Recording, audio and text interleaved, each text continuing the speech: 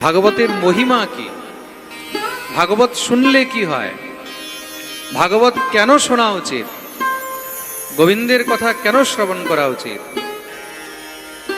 এই 2 দিন আমরা হরিকথার মাধ্যমে এই সব প্রশ্নের উত্তরগুলো জানবার চেষ্টা করব। সর্বপ্রথম জিনিস, ভাগবত কি? ভাগবত কিন্তু শুধু একটি গ্রন্থ, একটি পুঁথি, একটি পুস্তক নয়। তাহলে ভাগবত কি? মহর্ষি বেদব্যাস বলছেন, শ্রীমদ্ভাগবতাখ্যোয়ম প্রত্যক্ষ কৃষ্ণ এব হি। এই ভাগবত অন্য কেউ নয়, প্রত্যক্ষ ভগবান শ্রীকৃষ্ণেরই দ্বিতীয় রূপ হলো শ্রীমদ্ ভাগবত। অর্থাৎ ভাগবতের মধ্যে এবং ভগবানের মধ্যে যৎকিঞ্চিত কোনো পার্থক্য নেই, দুটি একই বস্তু। যে ভগবান সেই হলেন ভাগবত। তাহলে ভাগবতটা ভগবানের কোন রূপ? এই ভাগবতটা হলো ভগবানের বাঙ্ময় রূপ, বাঙ্ময় বিগ্রহ। বাঙ্ময় বিগ্রহ মানে বাগ শব্দের অর্থ হলো বাণী, বাণী মানে শব্দ। তো ভাগবত হলো ভগবানের শব্দময় বিগ্রহ। ভগবানের বিগ্রহ 3 প্রকারের রয়েছে। সর্বপ্রথম হলো ভগবানের চিন্ময় বিগ্রহ। প্রথম কি? জোরে বলো। চিন্ময় বিগ্রহ।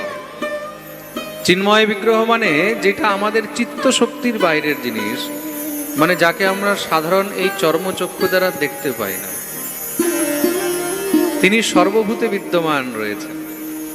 তিনি আমার মধ্যেও আছে, তিনি তোমার মধ্যেও আছে।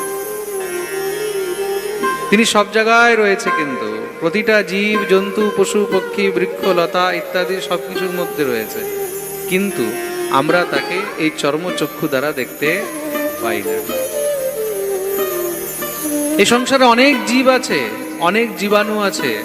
এই সংসারে অনেক এমন মহারাজ জিনিস আছে যেগুলো আমরা এই চর্মচক্ষু দ্বারা দেখতে পাই না। পাই কি? আমরা দেখতে পাই না তা বলে কি সে নেই? সে তো আছে।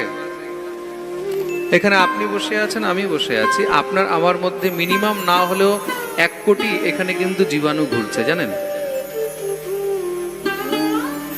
আপনি যদি এখানে মাইক্রোস্কোপ লাগিয়ে দেখেন, এখানে দেখবেন এই হাওয়ার মধ্যেই মিনিমাম না হলে 1 কোটির উপরে কিন্তু জীবাণু ঘুরছে। কিন্তু আমাদের চোখের মধ্যে সেই সামর্থ্য নেই যে আমরা সেগুলোকে দেখতে পাবো। কোনো সময় যদি সহজভাবে দেখতে হয়, হঠাৎ করে অন্ধকার ঘরের মধ্যে যখন সূর্য উঠেছে, জানালা খুলে দেবে, জানালা থেকে যখন আলো ভিতরে ঢুকবে, সেই আলোর মধ্যে দেখবে কোটি কোটি জীবাণু আপনি দেখবেন উঠছে। দেখা যায় না?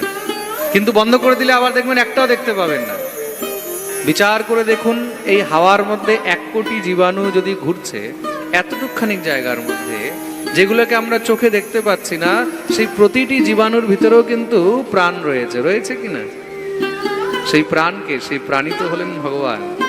প্রতিটি জীবের ভিতরে কিন্তু ভগবান রয়েছেন। তাহলে সেই সূক্ষ্ম, অতি সূক্ষ্ম ভগবানকে দেখা আমাদের এই চোখের দ্বারা সম্ভব নয়। তিনি হলেন অনুরণীয়ান মহতো মহিয়ান। সূক্ষ্ম মানে অতি সূক্ষ্ম, এত সূক্ষ্ম যে তাকে আমরা, এই চোখ তো ছাড়ো, তাকে বিজ্ঞানের কোনো মেশিন দিয়েও দেখা সম্ভব নয়। সেটা হলো চিন্ময় বিগ্রহ। আর দ্বিতীয় হলো মৃন্ময় বিগ্রহ। মৃন্ময় মানে মাটি থেকে যে বস্তু বেরিয়েছে, পাথর হোক, ধাতু হোক, কাঠ হোক, যেই কোনো জিনিস দিয়ে ভগবানের যেই মূর্তি তৈরি করা হয়, যেই বিগ্রহ তৈরি করা হয়, তাকে যেন আমরা সেবা দিতে পারি, পুজো দিতে পারি, তার জন্য আমরা শুশ্রূষা করতে পারি, তার শৃঙ্গার করতে পারি, তাকে ভোগ দিতে পারি, তার একটা সাকার বিগ্রহ আমরা তৈরি করি তার সেবা করার জন্য। সেটা হলো মৃন্ময় বিগ্রহ। আর তৃতীয় হলো বাঙ্ময় বিগ্রহ। বাঙ্ময় বিগ্রহ মানে শব্দময় বিগ্রহ। আর সেই শব্দময় বিগ্রহ হলেন শ্রীমদ্ ভাগবত।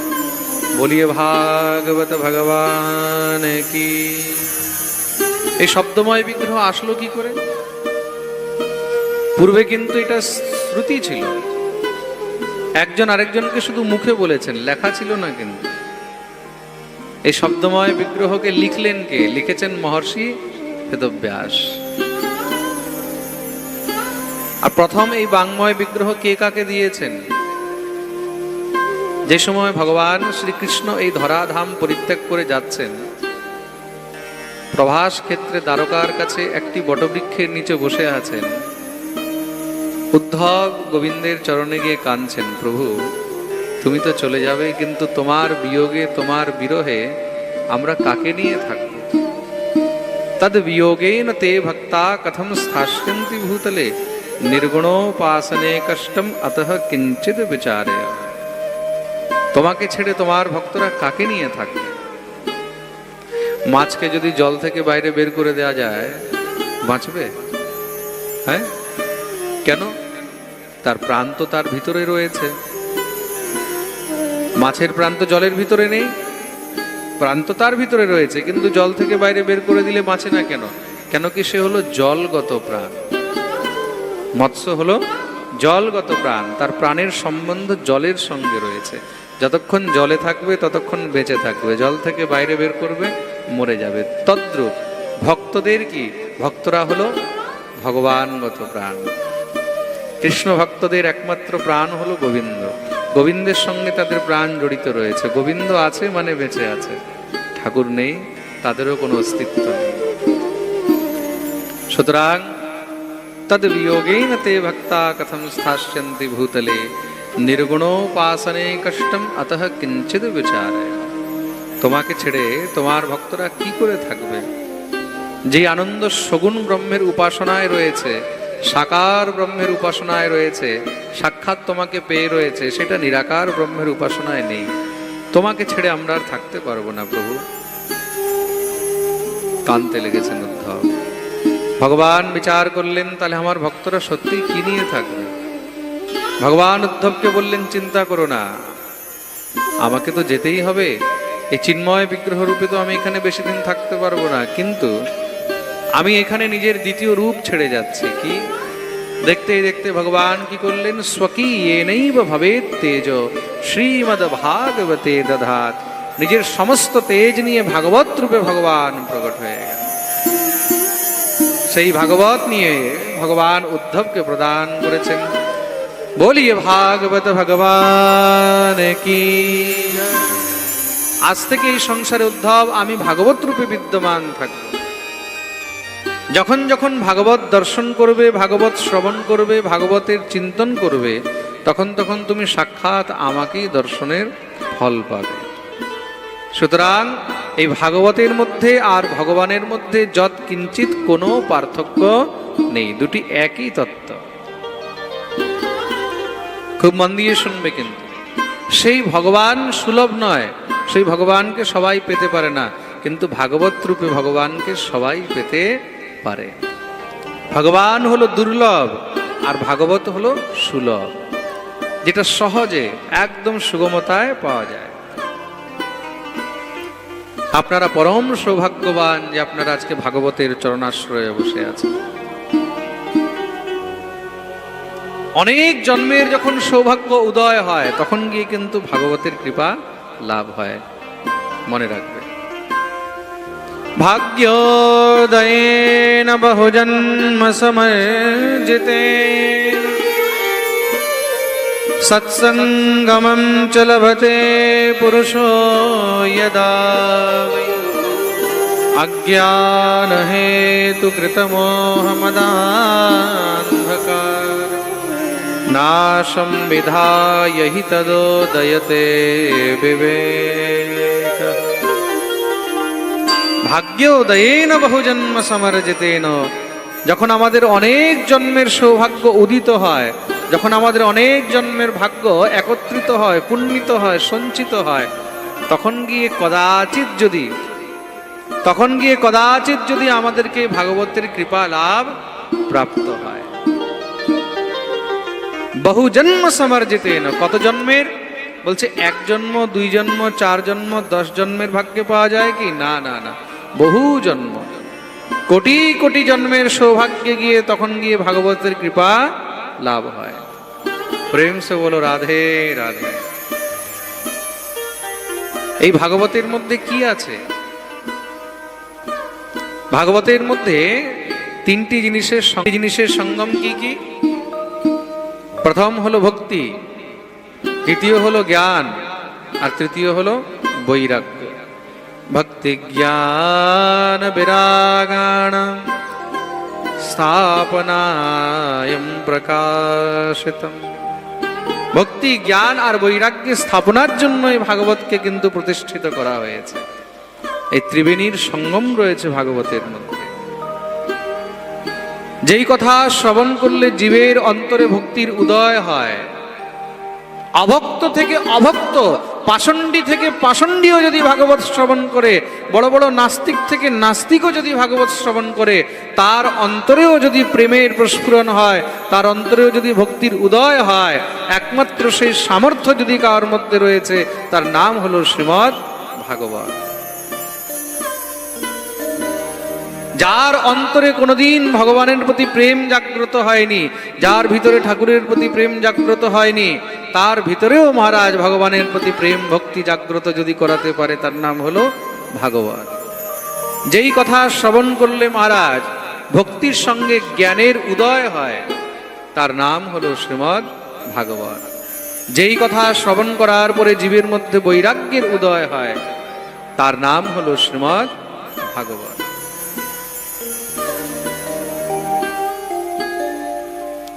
12টি স্কন্ধে 335টি অধ্যায়ে 18,000 শ্লোক যুক্ত এই দিব্য শ্রীমদ্ ভাগবত। ভাগবতের মধ্যে 12টি স্কন্ধ আছে। 12টি স্কন্ধ মানে 12টি ভাগ। সেই 12টি ভাগের মধ্যে 335টি অধ্যায় আছে, আর তার মধ্যে 18,000 শ্লোক রয়েছে। এই ভাগবতকে শ্রবণ করার আগে ভাগবতের মহিমা বা ভাগবতের মাহাত্ম্য শ্রবণ করা উচিত। ভাগবতের মাহাত্ম্যও কিন্তু দুইটি রয়েছে। ভাগবত আরম্ভ হওয়ার আগে 6টি অধ্যায়ের মাহাত্ম্য আছে, যেটা পদ্মপুরাণ থেকে নেওয়া হয়েছে। এটা হলো ভাগবতের পূর্বার্ধ মাহাত্ম্য। আর ভাগবতের শেষে 4টি অধ্যায়ের মাহাত্ম্য রয়েছে, যেটা স্কন্দ পুরাণ থেকে নেওয়া রয়েছে। সেটা হলো উত্তরার্ধ মাহাত্ম্য। আসুন আমরা সবাই মিলে পূর্বার্ধ মাহাত্ম্যের মধ্যে প্রবেশ করব। সবাই সোজা হয়ে বসবেন, দুনো হাত জোড় করে। এই ভাগবতের মাহাত্ম্যের প্রথম শ্লোক আমরা শ্রবণ। ওম নমো ভগবতে বাসুদেবায় সচ্চিদানন্দ রূপায় বিশ্বোৎপত্ত্যাদিহেতবে তাপত্রয় বিনাশায় শ্রীকৃষ্ণায় বয়ং নমঃ। শ্রীকৃষ্ণায় বয়ং নমঃ। প্রথম শ্লোকে এখানে মঙ্গলাচরণে ভগবানের বন্দন করা হয়েছে। সর্বপ্রথম ভগবানের 3টি স্বরূপের বন্দন করা হয়েছে। কিছুক্ষণ আগে আমরা ভগবানের 3টি বিগ্রহ শুনেছিলাম, তাই তো? 3টি বিগ্রহ কি কি? চিন্ময়, মৃন্ময় আর বাংময়। এবার 3টি স্বরূপের বন্দনা করা হয়েছে। ভগবানের 3টি স্বরূপ। 3টি স্বরূপ কি কি? প্রথম হলো সৎ, দ্বিতীয় হলো চিৎ, আর তৃতীয় হলো আনন্দ। সৎ শব্দের অর্থ কি? সৎ মানে হলো সত্য। ভগবানই হলেন সত্য স্বরূপ। আর চিৎ শব্দের অর্থ হলো প্রকাশ। যার প্রকাশে সমস্ত জগৎ প্রকাশিত হয়ে রয়েছে, তিনিই হলেন কিন্তু পরব্রহ্মা। মনে রাখবে, এই সংসারে সূর্য যে প্রকাশ দিচ্ছে, সেই সূর্যকেও যিনি প্রকাশ দিয়ে রেখেছেন, তিনিই হলেন সেই ঈশ্বর। তার কৃপাতেই কিন্তু আমরা প্রকাশিত হয়ে রয়েছি। তার কৃপা না হলে চোখ থেকেও কিন্তু মানুষ দেখতে পায় না। আমাদের দেহের প্রকাশ কি? দেহের প্রকাশ হলো চক্ষু। এই চক্ষু দিয়ে তো আমরা দেখি, কিন্তু তার কৃপা না হলে চোখ থেকেও মানুষ দেখতে পায় না। আর তার কৃপা হলে চোখ না থেকেও মানুষ দেখতে পায়। মূকং করোতি বাচালম পঙ্গুম লঙ্ঘয়তে গিরিম যৎকৃপাতমহং বন্দে পরমানন্দমাধবম। মূকং করোতি বাচালম, তার কৃপা হলে বোবাও কিন্তু বলতে পারে। পঙ্গুম লঙ্ঘয়েতে গিরিম, ল্যাংড়াও দৌড়াতে পারে। ইয়ৎকৃপাতমহং বন্দে পরমানন্দ মাধবম, শুধু একমাত্র তার কৃপাতেই সবকিছু সম্ভব। অন্ধও দেখতে পারে, ল্যাংড়াও দৌড়াতে পারে, বোবাও কথা বলতে পারে, আর কানে কালাও কিন্তু শুনতে পারে, শুধু তার কৃপা দরকার। জগৎগুরু শ্রী বল্লভাচার্যের অষ্টছাপ কবির মধ্যে এক শিষ্য তার ছিলেন, নাম ছিল সুরদাস। এই সুরদাসজি মহারাজ জন্মান্ধ ছিলেন।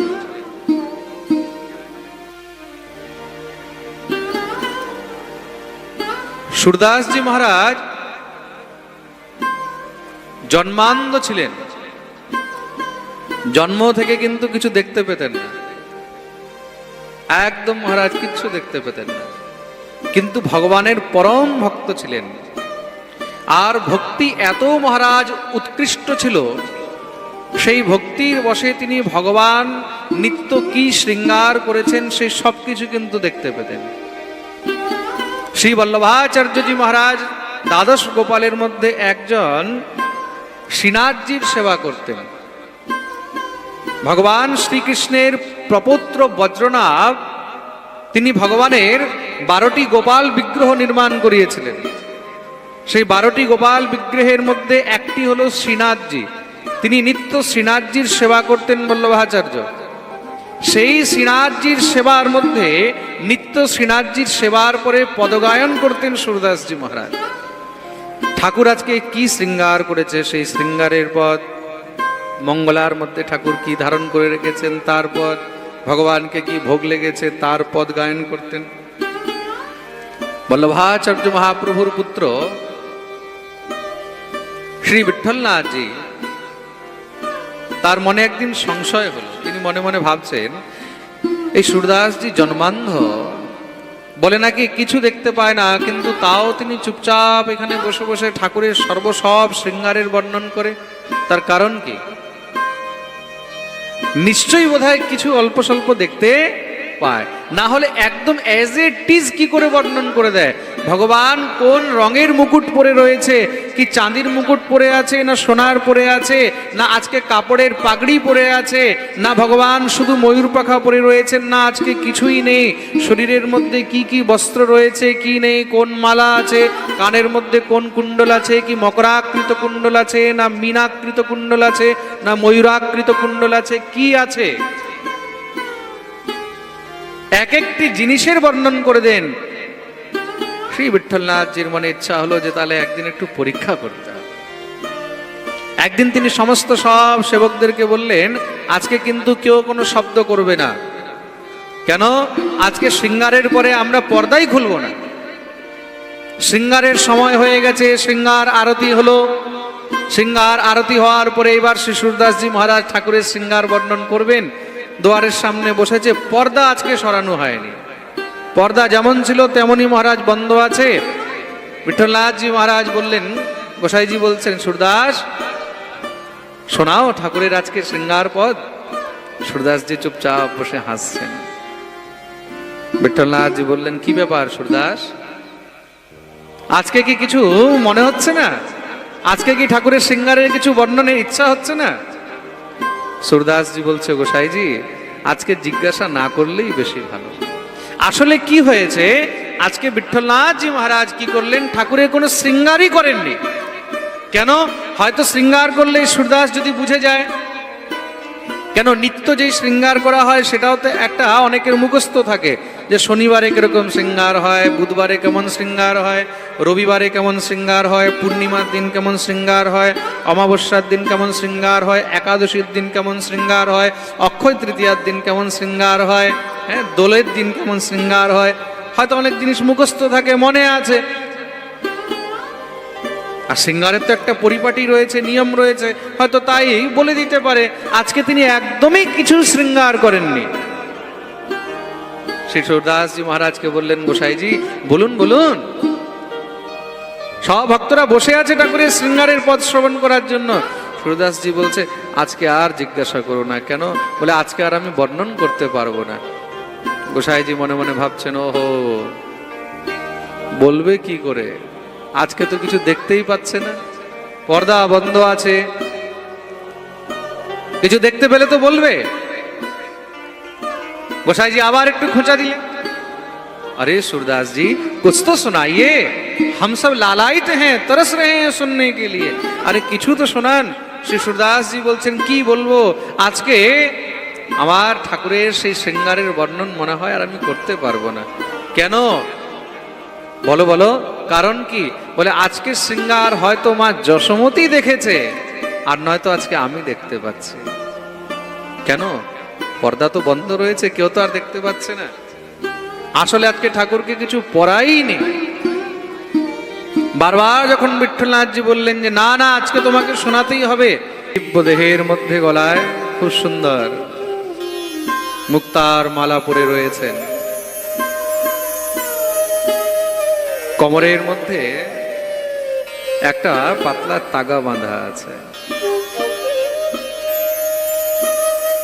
খালি পায়ে তুমি শুধু নুপুর পুরিয়ে রেখেছো। বিঠ্ঠলনাথজি বসে বসে চুপচাপ শুধু কাঁদছেন, সুরদাসের চরণে পড়ে বুকে জড়িয়ে ধরেছেন। আহা, গোবিন্দের কৃপা হলে কি না সম্ভব। পর্দা লাগানো রয়েছে, কোনো শৃঙ্গার করা হয়নি, কেউ কিছু বলেনি, কিন্তু গোবিন্দের কৃপায় সুরদাসজি মহারাজ বসে সবকিছু দেখতে পাচ্ছেন। এটাই হলো চিৎ শক্তি, এটাই হলো চিৎ শক্তি। তার কৃপা না হলে চোখ থেকেও দেখতে পাবে না। অনেক সময় দেখবে রাস্তা দিয়ে যাচ্ছে, সামনে দিয়ে কোনো পরিচিত ব্যক্তিও আসছে, কিন্তু তাও দেখতেই পাচ্ছে না। কেন? চোখ থেকেও দেখতে পাচ্ছে না, তার কৃপা নেই। আর তৃতীয় ভগবানের স্বরূপ হলো আনন্দ। তৃতীয় হলো আনন্দ। ভগবান একমাত্র আনন্দের রূপে বিদ্যমান রয়েছে। সেই ভগবান করেন কি? বলে তিনটি কাজ করেন। বিশ্বোৎপত্ত্যাদি হেতবে, বিশ্বের উৎপত্তি, স্থিতি আর সংহার। ভক্তদের তিনি ত্রিতাপ জ্বালা নাশ করেন। এই সংসারে আমরা সবাই ত্রিতাপ জ্বালায় জ্বলছি, তাপত্রয় বিনাশায়। এই সংসারে কিন্তু আপনিও ত্রিতাপ জ্বালায় জ্বলছেন, আমিও ত্রিতাপ জ্বালায় জ্বলছি। এমন কেউ বাকি নেই যে ত্রিতাপ জ্বালায় জ্বলছে না। ত্রিতাপ জ্বালা কি? এক হলো দৈহিক, দ্বিতীয় হলো দৈবিক, আর তৃতীয় হলো ভৌতিক। দৈহিক জ্বালা সবসময় আমরা কিন্তু ভোগ করছি। কেউ মাথায় ব্যথা, কেউ ঘাড়ে ব্যথা, কেউ কোমরে ব্যথা, কেউ হাঁটুতে ব্যথা, কেউ পেটে ব্যথা, কেউ বুকে ব্যথা, কেউ চোখে ব্যথা, তাই তো কিছু না কিছু লেগেই আছে। এগুলো তো ছোট ছোট নাম বললাম, হসপিটালে গিয়ে দেখলে বুঝবে যে কত বড় বড় রোগ রয়েছে শরীরের মধ্যে। দৈহিক জ্বালা আমরা ভোগ করেই চলছি, কিন্তু তারপরে হলো দৈবিক, দেবতাদের দ্বারা প্রদত্ত যেই জ্বালা। কখনো এই গ্রহ খারাপ, কখনো সেই গ্রহ খারাপ, কখনো এই সময় খারাপ, ওই সময় খারাপ, তাই তো। তৃতীয় হলো ভৌতিক জ্বালা, সংসার থেকে যে জ্বালা আমরা ভোগ করছি। কখনো অতিবৃষ্টি, কখনো অনাবৃষ্টি, কখনো অতি গরম, কখনো অতি শীত, কখনো বন্যা, কখনো অকাল, কখনো ভুকমরি, কখনো মহামারী। 2 বছর ধরে তো আমরা একটা মহামারী নিয়ে এমনিতেই যুদ্ধ করছি। কত লোকের কত আপনজন মহারাজ চলে গেছে এই মহামারীর মধ্যে, হ্যাঁ তাই তো। এগুলো কি এদিকে? এগুলো হলো ভৌতিক তাপ। এই সংসারের মধ্যে আমরা সবসময় এই ত্রিতাপ জ্বালায় কিন্তু জ্বলছি। মানুষ যতই এই ত্রিতাপ জ্বালা থেকে বাঁচার চেষ্টা করুক না কেন, বাঁচতে পারবে না। বলে এই ত্রিতাপ জ্বালাটা কেমন দেখতে লাগে? বলে ধরে রাখো তুমি আগুনের উপরে বসে আছো, তুমি আগুনের উপরে বসে আছো, তাহলে কি হবে? বাঁচবে? শান্তি পাবে? তোমার নিচে আগুন জ্বলছে আর তুমি বসে আছো, শান্তি পাবে? তাহলে বলে আর তো জায়গা নেই, চারদিকে আগুনই আগুন, কি করব? বলে আগুন থেকে বাঁচার জন্য মানুষ তার উপরে একটা কড়াই রেখে দিয়েছে, বলে কড়াইয়ের উপরে বসবো। নিচে আগুন জ্বলছিল, আগুন থেকে বাঁচার জন্য আগুনের উপরে কড়াই রেখে দিয়েছে, কড়াইয়ের উপরে বসে গেছে। এবার বাঁচতে পারবে? হ্যাঁ, বলে আগুন থেকে বাঁচার জন্য তার উপরে কড়াই রাখলাম, কড়াই রেখেও আমি বাঁচতে পারলাম না, বলে হাতও দেওয়া যাচ্ছে না। এ তো জ্বালার উপরে জ্বালা হয়ে গেল। প্রথম জ্বালা ছিল আগুন, দ্বিতীয় জ্বালা হয়ে গেল কড়াই। বলে এইবার তাহলে একটা কাজ করা যাক, বলে কি, তার উপরে বালু রেখে দাও, তার উপরে গিয়ে বসবো। পারবে? বাঁচতে পারবে? বলে প্রথম জ্বালা গেল, দ্বিতীয় জ্বালা, দ্বিতীয় জ্বালা থেকে বাঁচার চেষ্টা করলাম, তৃতীয় জ্বালা। সেই বালুর উপরে বসে মহারাজ মানুষ কি বলে ভুট্টার মতন লাফাচ্ছে। ত্রিতাপ জ্বালায় মানুষ শুধু লাফাচ্ছে। আজ পর্যন্ত কেউ কিন্তু এই ত্রিতাপ জ্বালা থেকে বাঁচতে পারেনি। তাহলে কে বাঁচতে পারে? একমাত্র যার উপরে সেই পরমানন্দ চিন্মূর্তি ভগবান শ্রী হরির কৃপারূপী ছত্র ছায়া রয়েছে, সেই একমাত্র এই ত্রিতাপ জ্বালা থেকে বাঁচতে পারে। তার কৃপা হলে এই ত্রিতাপ জ্বালার মধ্যে দিয়েও মানুষ সহজেই পেরিয়ে যায়। প্রেম সে বলো রাধে রাধে, জোর সে বলো, আরো জোরে, আরো জোরে। পিছনে যারা বসে আছে দোনো হাত উপরে করে জয় জয় শ্রীরাম। সেই ভগবান যদি গুরুদেব রূপে, শ্রী গুরু রূপে হাত ধরে টেনে মহারাজ সেই বালুর উপর থেকে বের করে নিয়ে আসে, তবেই তুমি বাঁচতে পারবে, অন্যথা বাঁচার কোনো রাস্তা নেই।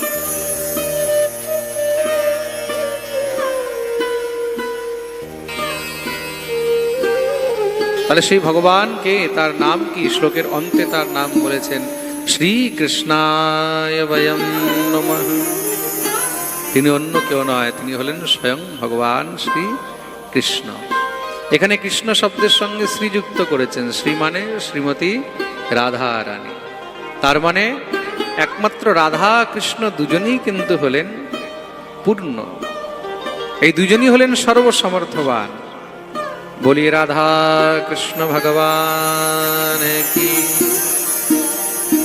এ প্রকার প্রথম শ্লোকের মধ্যে ভগবানের মঙ্গলাচরণ বন্দন করা হয়েছে। মাহাত্ম্যের দ্বিতীয় শ্লোকে শ্রী সুখদেব প্রভুর বন্দন করা হয়েছে। यं प्रव्रजन्तमनुपेतमपेतकृत्यं द्वैपायनो विरहकातराजुहाव पुत्रेति तन्मयतया तरवोभिने स्तं सर्वभूतहृदयं मुनिमानतोषु।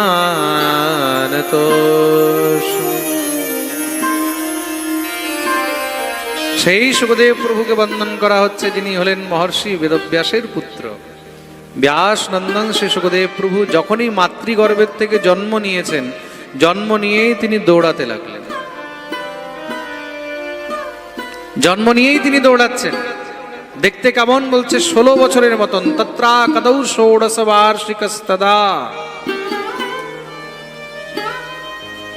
দেখতে একদম 16 বছরের মতন, জন্ম নিয়ে দৌড়াচ্ছেন। এখন সন্তান যদি জন্ম নিয়ে দৌড়াতে লাগে, তখন মাতা পিতার কি অবস্থা হবে?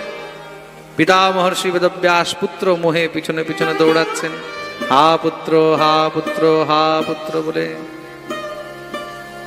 বেটা দাঁড়াও, বেটা দাঁড়াও, বেটা দাঁড়াও, কিন্তু বেটা আর পিছনের দিকে ফিরেও তাকাচ্ছে না। কেন?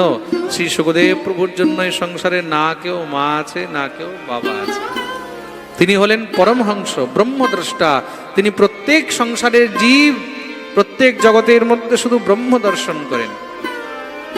তার জন্য না কোনো মাতা, না কোনো পিতা, না কোনো ভাই, না কোনো বন্ধু, না কোনো সখা, না কোনো বৃক্ষ, না কোনো লতা, সবকিছুর মধ্যে তিনি শুধু ব্রহ্ম দর্শন করছেন।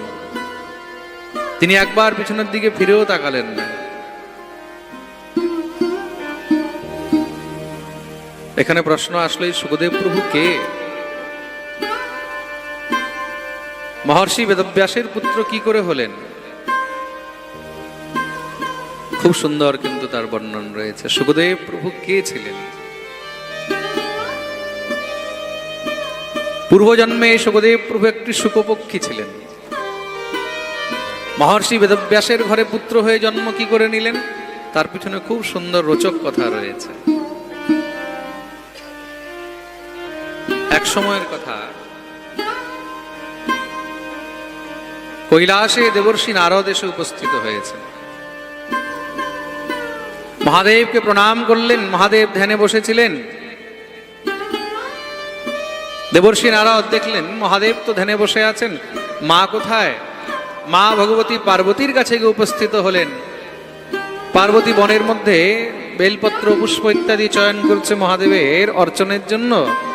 দেবর্ষি নারদ গিয়ে মাতাকে প্রণাম করলেন। মাতা প্রণাম। নারদকে দেখে খুব খুশি হয়েছেন। আসো আসো দেবর্ষি, আজ অনেক দিন পরে এসেছো। দেবর্ষি বললেন, অনেক দিন হয়েছে তো আপনাদের দর্শন হয়নি, তাই ভাবলাম একটু আপনাদের দর্শন করে যাই। পার্বতী বললেন, চলো চলো। মহাদেবের কাছে বসবে বলে আমি তো এখনই ওখান থেকে হয়ে এসেছি। ও তাই নাকি? মহাদেবের সঙ্গে কিছু চর্চা হলো?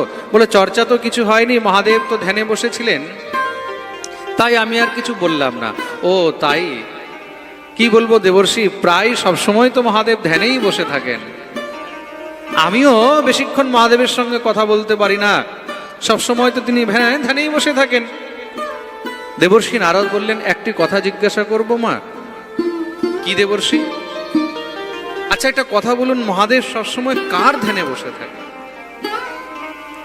এই সংসারে সবাই তো মহাদেবের পূজা করে, সবাই মহাদেবের ধ্যান করে, তাহলে মহাদেব কার ধ্যান করেন? সে কে? আরেকটি কথা বলবো, এই মহাদেবের গলার মধ্যে যে মুন্ডমালাগুলো মহাদেব ধারণ করে রেখেছেন, এগুলো কার মুন্ডমালা ধারণ করে রেখেছেন? মহাদেবের এই সংসারে এত প্রিয় কে যে মহাদেব তার মুন্ডগুলোকে পর্যন্ত গলায় ধারণ করে রেখেছেন? কখনো কখনো আমার জানার খুব ইচ্ছা হয়। দেবর্ষি নারদ যখনই বলেছেন পার্বতীর মনে, ও মহারাজ, সেই প্রশ্ন এসে গেছে। মা, যদি কোনো সময় পাও না, তাহলে একবার মহাদেবের কাছে জিজ্ঞাসা করবে। আমারও খুব অভিলাষা রয়েছে, আমি পরে আপনার কাছে জেনে নেব। নারদ তো বলে চলে গেলেন, নারায়ণ নারায়ণ নারায়ণ। ওই যে একটুখানি দেশলাই দিয়ে গেছে, বাকিটা কাজ এখন শুরু হয়েছে। পার্বতী এসে উপস্থিত মহাদেবের কাছে। মহাদেবের কাছে উপস্থিত হলেন। মহাদেব, হে মহাদেব। মহাদেবের ধ্যানভঙ্গ হয়েছে। কি হয়েছে দেবী? বলে, আমার একটি জিজ্ঞাসা রয়েছে। কি জিজ্ঞাসা রয়েছে? একটা কথা বলুন, সবাই আপনার ধ্যান করে, কিন্তু আপনি সব সময় কার ধ্যান করেন? কার ধ্যানে আপনি সব সময় একদম মস্ত হয়ে থাকেন? মহাদেব বললেন, দেখো, এটা খুব গোপনীয় বিষয়, এটা সবাইকে বলা চলবে না। গোপনীয়ম গোপনীয়ম গোপনীয়ম প্রয়ত্নতঃ।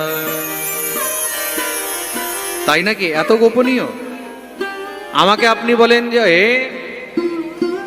আমি হলাম আপনার অর্ধেক অঙ্গ, অর্ধাঙ্গিনী, আর তারপরে আপনি নিজেকে বলেন অর্ধ নারীশ্বর। আপনি আমাকে নিজের অর্ধ শরীরের স্থান দিয়ে রেখেছেন, আর আমার কাছে আপনি লুকাচ্ছেন। তাহলে আপনার গলার মধ্যে এই যে মুন্ড মালাগুলো আছে, এইগুলো কার? মহাদেব বললেন, সেটাও বলা যাবে না। কেন? এগুলো আমার অত্যন্ত প্রিয় ব্যক্তির মুন্ডমালা। পার্বতী তো আরো রেগে গেছে, এই সংসারে আমার থেকেও প্রিয় আরো কেউ আছে তোমার? আমাকে বলতেই হবে এমন কে আছে? মহাদেব বলছে, সেটা বলাই যাবে না। কেন? বললে তোমার খুব কষ্ট হবে। পার্বতী তো একদম রেগে গেছে। তাহলে আমার তোমার কথা একদম বন্ধ। যদি তুমি আমাকে নাই বলতে পারো তোমার প্রিয়কে, কার মুন্ডমালা তুমি পরে রয়েছো, তাহলে আর আমার থেকে লাভ কি? মহাদেব অনেক বোঝাবার চেষ্টা করছেন, পার্বতী আর আজকে মানতে চায় না, আমাকে বলতেই হবে। মহাদেব বললেন, শুনতে চাও দেবী? বলে, হ্যাঁ। বলে, জানো এগুলো কার মুন্ডমালা? এগুলো সব হলো তোমার মুন্ডমালা। সেই কি বলছেন, আমার মুন্ড?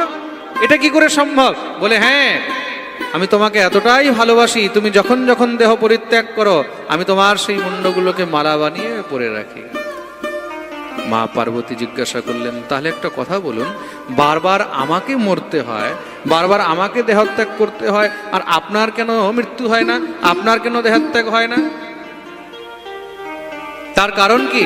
মহাদেব বললেন, তার কারণ হলো আমার সেই ইষ্টের কৃপা। আমি তার দিব্য অমর কথা শ্রবণ করে রেখেছি, আর যে সেই অমর কথা অমর তত্ত্ব শ্রবণ করে রাখে তার আর মৃত্যু হয় না। পার্বতী তো এবার কাঁদতে লেগেছেন, তাহলে আমাকে কি আপনি শোনাবেন না? আমিও তো অমর হতে চাই, আমাকেও আপনাকে সেই তত্ত্ব শোনাতে হবে। কার কথা, এমন কোন কথা রয়েছে যেটা শ্রবণ করে জীব অমর হয়ে যায়? এমন কোন তত্ত্ব রয়েছে? সে কে, তার নাম কি? মহাদেব বললেন, না, সে তো বলা যাবে না, কোনো মতেও বলা যাবে না। পার্বতী বারবার শুধু একটি প্রশ্ন, যেইভাবেই হোক আমাকে বলতেই হবে। ত্বমেব পূজ্যসে লোকৈর ব্রহ্মা বিষ্ণু সুরাদিভিঃ নিত্যং পঠসি দেবেশ কস্য স্তোত্রম মহেশ্বর। তোমাকে ব্রহ্মা থেকে নিয়ে বিষ্ণু ইত্যাদি সবাই ভজন করে, তোমার ধ্যান করে, আর তুমি কার ধ্যান করো? তুমি কার ধ্যানে সবসময় বসে থাকো? তুমি কার চিন্তন করো? কোন এমন তত্ত্ব রয়েছে, কার এমন কথা রয়েছে যাতে তুমি অমর হয়ে রয়েছো? আমাকেও সেই তত্ত্ব বলতে হবে।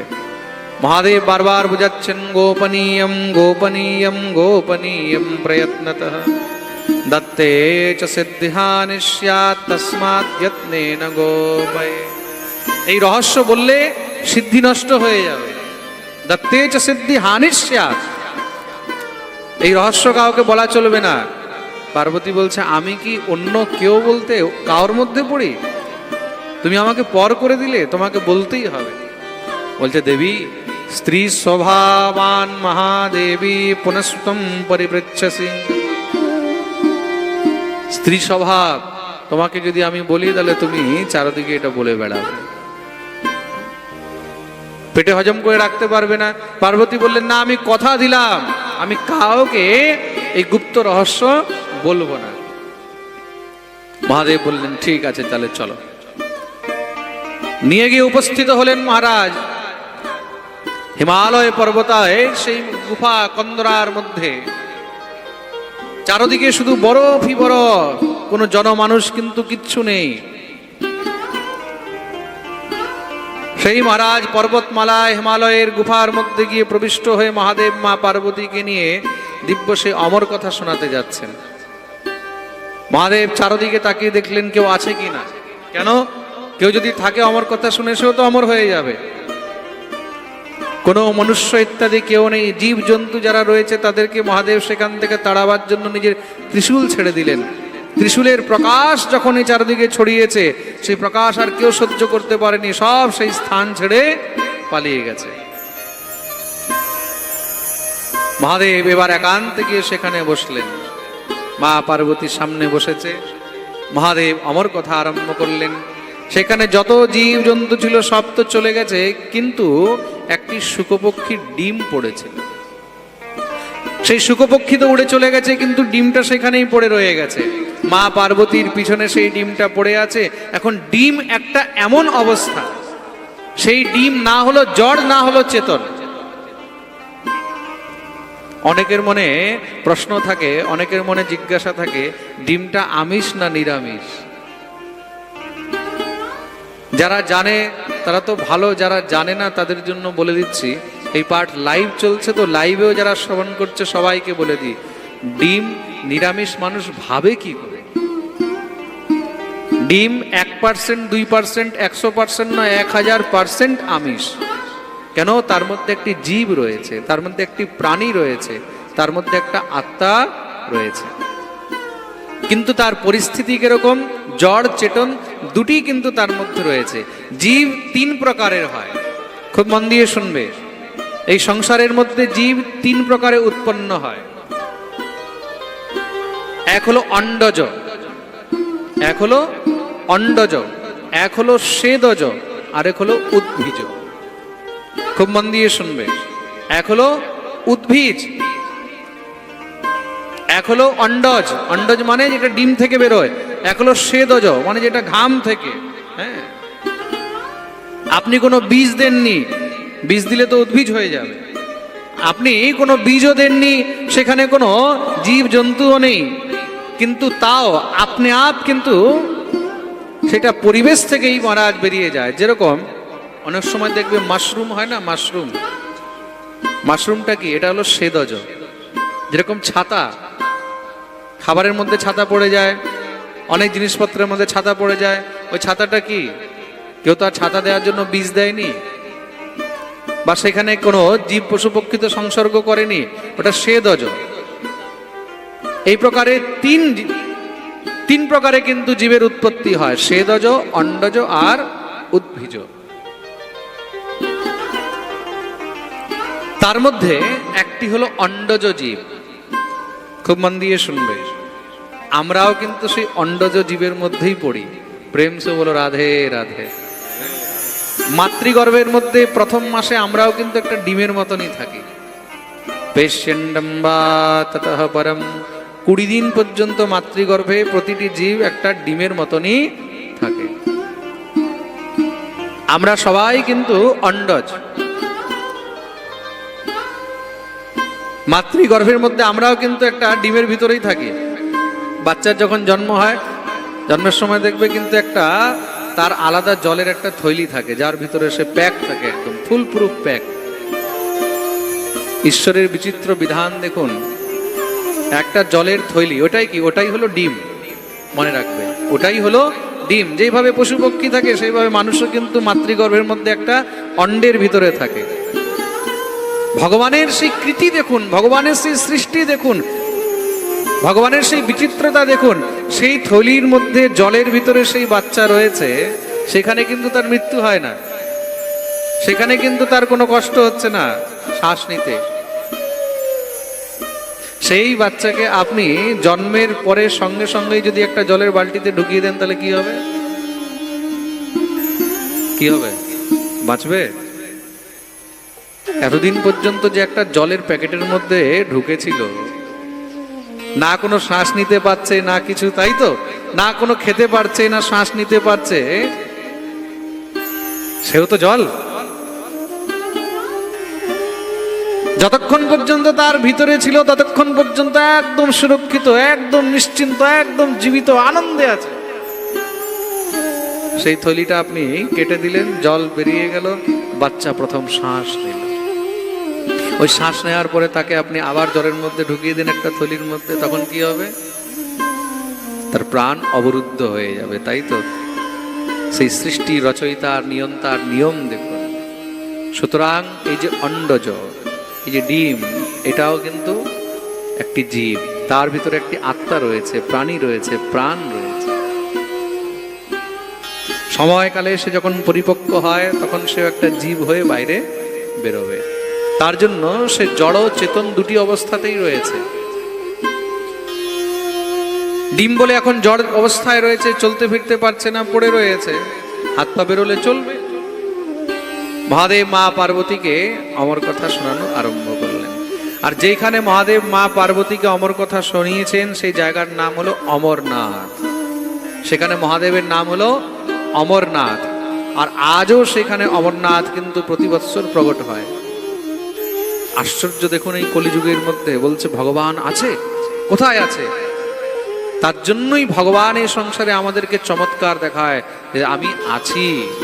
নইলে একটা পাহাড়ের মধ্যে, একটা পর্বতের মধ্যে, একটা গুফার ভিতরে প্রতি বছর বরফ দিয়ে শিবলিঙ্গ কি করে তৈরি হয়? আজ পর্যন্ত বৈজ্ঞানিক বিজ্ঞান পর্যন্ত সেই তত্ত্ব খুঁজে বের করতে পারেনি। আর সেইখানেই কেন হয়, অন্য জায়গায় কেন হয় না? তার আশেপাশে তো হাজার হাজার গুফা রয়েছে, কিন্তু অন্যত্রে অন্য গুফার মধ্যে কেন হচ্ছে না? একমাত্র সেই গুফার মধ্যে, সেই জায়গাতেই প্রতি বৎসর কেন হচ্ছে? কেন কি সেখানে মহাদেব প্রত্যক্ষ বসে রয়েছে। এটাই হলো ভগবানের চমৎকার। ঈশ্বর যদি নিজের চমৎকার না দেখাতো না, মানুষ তাহলে ভগবানের কাছে কখনো যেত না। হিমাচলের মধ্যে এক শক্তিপীঠ রয়েছে, নাম হলো জ্বালা দেবী। আপনারা কেউ যদি গিয়ে থাকেন তাহলে দেখবেন, বা অনেকে হয়তো শুনে থাকবেন।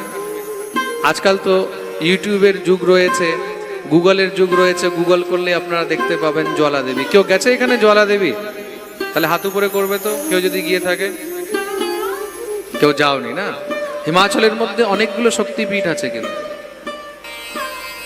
চণ্ডী দেবী চণ্ডীগড়ের মধ্যে রয়েছে, তার একটু আগে গিয়ে নেনা দেবী, জ্বালা দেবী, হ্যাঁ অনেকগুলো কিন্তু সেখানে শক্তিপীঠ আছে, কাংড়া দেবী।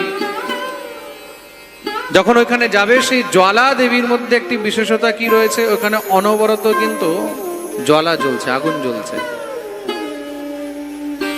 পাহাড়ে পর্বতের একটি ফুটো থেকে কন্টিনিউ আগুন জ্বলছে। ওই আগুন জ্বলছে দেখে মুসলিমদের সময় কিন্তু মুসলিম আক্রান্তরা অনেক চেষ্টা করেছে সেটাকে নিভিয়ে দেওয়ার জন্য, সেটাকে নষ্ট করে দেওয়ার জন্য, তছনছ করে দেওয়ার জন্য। যতই চেষ্টা করুক ওইটাকে কিন্তু বন্ধ করতে পারে না। পরবর্তীকালে ইংরেজদের সময়ে তারা ভেবেছে এখানে বোধহয় অনেক বড় কোনো গ্যাসের ভান্ডার আছে, অনেক বড় বোধহয় এই পাহাড়ের নিচে গ্যাস স্টোরেজ আছে। তাহলে এই আগুন কন্টিনিউ কি করে জ্বলছে, কোথার থেকে আসছে? গ্যাস হলেই তো আগুন জ্বলবে। চারোদিকে খুব মারা ছানবিন করেছে কিন্তু কিচ্ছু পায়নি। ভারত স্বাধীন হয়েছে, অনেক সরকার কিন্তু খুব চেষ্টা করেছে ওটার নিচে খোঁজার, কিন্তু কোনো গ্যাসের ভান্ডার পায়নি। মা ভগবতী জগদম্বা সেখানে কিন্তু জ্বালা রূপে জ্বলছে, অগ্নি রূপে সবসময় প্রকট হয়ে রয়েছেন। এটাই হলো ঈশ্বরের চমৎকার। ভগবানের চমৎকার আছে বলেই মানুষ গিয়ে নমস্কার করে, চমৎকার না থাকলে কেউ নমস্কারও করতো না। প্রেম সে বলো রাধে রাধে, বলো না, বলো না, আরো জোরে, আরো জোরে, দোনো হাত উপরে করে জয় জয় শ্রী রাম। এই কলিযুগে মনুষ্য জন্ম পেয়েছো, ভগবান অনেক কৃপা করেছে। যদি কোনো সময় পাও তাহলে কিন্তু অমরনাথ অবশ্য দর্শন করবে। কলিযুগের মধ্যে যদি প্রত্যক্ষ মহাদেবকে দেখতে হয় তাহলে অমরনাথ যেতে হবে, অমরনাথ অবশ্যই দর্শন করবে। মা পার্বতীকে তিনি দিব্য মহারাজ সেই কথা শ্রবণ করাচ্ছেন, অমর কথা। এটা কার কথা? কে সেই ইষ্ট যার ধ্যান মহাদেব সবসময় করছেন? প্রথম শব্দ বললেন শ্রী গোপাল মহীপাল সর্ববেদাঙ্গ পারগ ধরণী পালকো ধন্য পুণ্ডরীক স্বভাবঃ। শ্রী গোপাল মহীপাল সর্ববেদাঙ্গ পারগ, তার নাম হলো ভগবান শ্রীহরি, তিনি হলেন গোপাল। সেই দিব্য গোবিন্দের কথা আরম্ভ করেছেন। গোবিন্দের কথাই হলো অমর কথা। কথা আরম্ভ করলেন মহারাজ। বলতে বলতে তো মহাদেব ধ্যানে চলে যাচ্ছেন। মহাদেবের চোখ বন্ধ হয়ে যায়, চোখ বন্ধ হয়ে যায়, ধ্যানে বসে সেই লীলাগুলো চিন্তন করেন, স্মরণ করেন। আর মা পার্বতীকে বলছেন। মহাদেবের মনে চিন্তা হলো যদি পার্বতী ঘুমিয়ে যায় তাহলে তো কথায় বিঘ্ন হয়ে যাবে। পার্বতীকে বললেন দেবী তুমি শুনছো কিনা আমি কি করে বুঝবো? পার্বতী বললেন প্রভু মাঝে মাঝে আমি আপনাকে সাড়া দিতে থাকবো। মহাদেব বললেন ঠিক আছে। মহাদেব শোনাচ্ছে আর এদিকে মাঝে মাঝে জিজ্ঞাসা করে হ্যাঁ পার্বতী শুনছো তো? হ্যাঁ প্রভু। হুম হুম হুম। ওই যে সেই ডিমের মধ্যে সেই জীব ছিল সেও কিন্তু সেই অমর কথা শুনছে।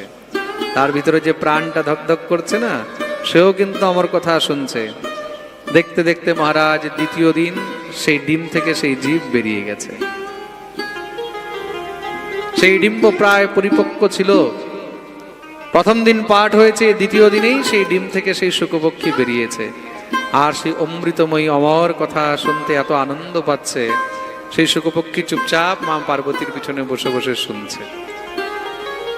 দ্বিতীয় দিন হলো, তৃতীয় দিন হয়েছে, চতুর্থ দিন এখন ভগবানের জন্মোৎসবের কথা হবে। এদিকে আমাদের মতন পাঠ তো সেখানে চলছে না যে 3 ঘন্টা 4 ঘন্টা বসলাম পাঠ শুনলাম তারপরে আবার মহারাজ কি আনন্দ করছে। সেখানে তো কন্টিনিউ অনবরত সেই ধারা চলছে। মহাদেব শোনাচ্ছেন, মা পার্বতী বসে রয়েছেন শুনছেন। শুনতে শুনতে শুনতে শুনতে মহাদেব মাঝে মাঝে জিজ্ঞাসা করেন, পার্বতী সারা দেয় হ্যাঁ হ্যাঁ হুঁ হুঁ। চতুর্থ দিন আস্তে আস্তে পার্বতীরও ঘুম এসে গেছে। এক জায়গায় মানুষ বসে আছে শুনছে, শুনতে শুনতে একদম সুন্দর বাতাবরণ। আর এমনিতেও পাঠ শুনলে ঘুম বেশি আসে কিন্তু, তাই তো? পাঠে বসলে দেখবে ঘুমটা বেশি আসে। প্রেম সে বলো রাধে রাধে। হ্যাঁ, পাঠের মধ্যে কিন্তু দুইজন অতিথি না ডাকলেও চলে আসে, জানো। বাকি মানুষকে তো নিমন্ত্রণ করতে হয়, খবর দিতে হয়, জানাতে হয়। হ্যাঁ, যেরকম কাঞ্চন আমাকে বললো, বাবা সব জায়গায় আমরা প্রচার করেছি, পাম্পলেট দিয়ে এসছি, সবাইকে নিমন্ত্রণ করে এসছি, বলে এসছি, নাহলে মানুষ আসবে কি করে। কিন্তু দুইজন অতিথি না ডাকলেও চলে আসে, বড় বেহায়া কিন্তু। কে কে জানো? এক হলো আলস্য, আর দ্বিতীয় হলো নিদ্রা।